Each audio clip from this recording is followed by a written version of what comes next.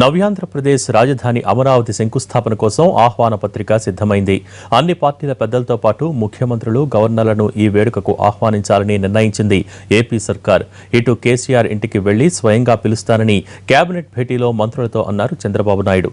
ఇంతకీ అమరావతి ఆహ్వాన పత్రిక ఎలా ఉంది, విశేషాలేంటి అన్న విషయాలపై మా ప్రతినిధి రమేష్ ఆలూరి స్పెషల్ రిపోర్ట్.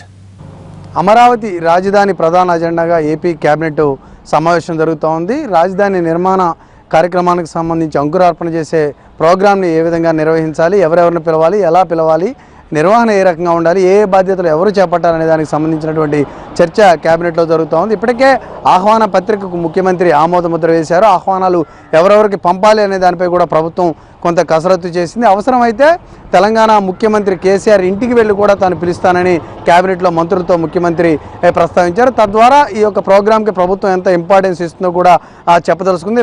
దేశంలో అన్ని రాష్ట్రాల ముఖ్యమంత్రులు, గవర్నర్లు, అందరూ రాజకీయ ప్రముఖులకు కూడా ఈ ఇన్విటేషన్లు ఆహ్వాన పత్రిక పంపాలని ప్రభుత్వం ఇప్పటికే నిర్ణయించింది. అయితే వాటి ఏ రకంగా పంపాలి, ఎవరి చేత వారిని ఆహ్వానించాలి అనే దానిపై ప్రస్తుతం కేబినెట్లో చర్చ జరుగుతోంది. తెలుగు రాష్ట్ర ముఖ్యమంత్రి అయిన కేసీఆర్ను తాను స్వయంగా ఇంటికి వెళ్ళి పిలుస్తానని చంద్రబాబు చేసినటువంటి వ్యాఖ్యతో ఈ యొక్క ఆహ్వానాల కార్యక్రమానికి మరికొంత ఇంపార్టెన్స్ వచ్చిందని చెప్పుకోవచ్చు. రాజకీయంగా తీవ్రమైనటువంటి విభేదాలు ఉన్న నేపథ్యంలో ఒక శుభకార్యానికి మాత్రం తాను ఇంటికి వెళ్ళి పిలుస్తానని ముఖ్యమంత్రి చెప్పడం కొంత ఆసక్తికర పరిణామంగా మనం చూడవచ్చు. ఇక ఆహ్వాన పత్రిక విషయానికి వస్తే సీఎం ఆమోద ముద్రతో ఆహ్వాన పత్రిక సిద్ధమైంది. మొత్తం 4 పేజీలతో ఆహ్వాన పత్రికను సిద్ధం చేశారు. ఈ 4 పేజీల్లో మొదటి పేజీలో ఫౌండేషన్ సెరమనీకి ఇన్విటేషన్తో ఆంధ్రప్రదేశ్ లోగో ఏదైతే ఉందో ఆంధ్రప్రదేశ్ చిహ్నంతో మొదటి పేజీలో ముద్రించారు. రెండవ పేజీలో అమరావతి స్తూపం ఏదైతే 1వ శతాబ్దానికి సంబంధించినటువంటి అమరావతి స్తూపం ఏముందో ఆ స్తూపాన్ని పైనుంచి చూసినట్లయితే ఏ ఆకారంలో కనిపిస్తుందో ఒక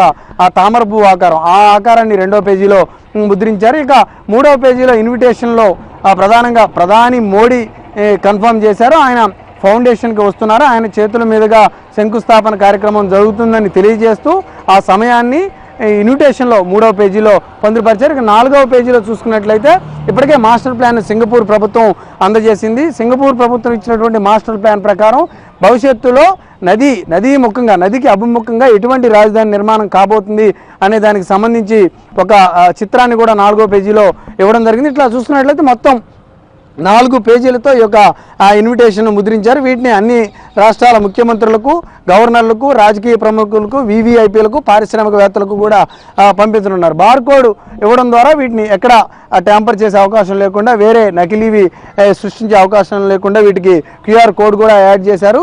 ఏ సమయానికి రావాలి, దగ్గర నుంచి ఎవరెవరు ఎక్కడ కూర్చోవాలి అనే దానికి సంబంధించి స్పష్టంగా ఇందులో పేర్కొనడం జరిగింది. రైతులకు ఆహ్వానాలు ఇవ్వబోతున్నారు. పారిశ్రామికవేత్తలు, రాజకీయ ప్రముఖులకే కాకుండా భూములు ఇచ్చినటువంటి రైతులందరికీ కూడా వారికి అత్యంత ఇంపార్టెన్స్ ఇవ్వాలని ప్రభుత్వం భావిస్తుంది. వారికి కూడా ఇటువంటి ఆహ్వానాలను అందించి వారిని ప్రత్యేకంగా కార్యక్రమానికి తీసుకురావాలని ప్రభుత్వం భావిస్తోంది. ఇది ఆహ్వానాలకు సంబంధించి ప్రభుత్వం చేస్తున్నటువంటి కసరత్తు.